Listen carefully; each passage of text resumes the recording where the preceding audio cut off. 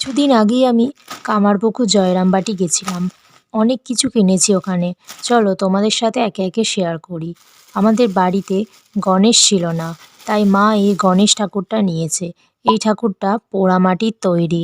আর গোপালের জন্য দুটো শীতের জামা কিনেছিলাম। ব্লু আর রেড জামাটা একটু ছোট ছিল, আর এই রেড ইয়েলো জামাটা একটু বড়। দুটোই উলের ছিল। উর্মির জন্য নিয়েছিলাম এই রাধাকৃষ্ণটা। প্রাইস নিয়েছিল 70 টাকা।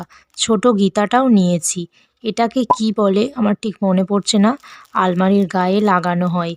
এটা দুটো নিয়েছিলাম। সারদা মার এই বড় ফটো ফ্রেমটা নিয়েছি, আর রামকৃষ্ণ সারদা মার একসাথে এই ফটো ফ্রেমটাও নিয়েছিলাম। মা এই সিঁদুর কৌটোটা নিয়েছিল। জয়রামবাটি কামারপুকুরে সব জিনিসেরই এক দাম, ওখানে কিন্তু বার্গেনিং করা যাবে না। আমি নিজের জন্য কিছু কিনিনি, তেমন কিছু ওখানে আমার পছন্দ হয়নি। জয়রামবাটি থেকে এই টুপিটা আর দুটো গামছা নিয়েছিলাম।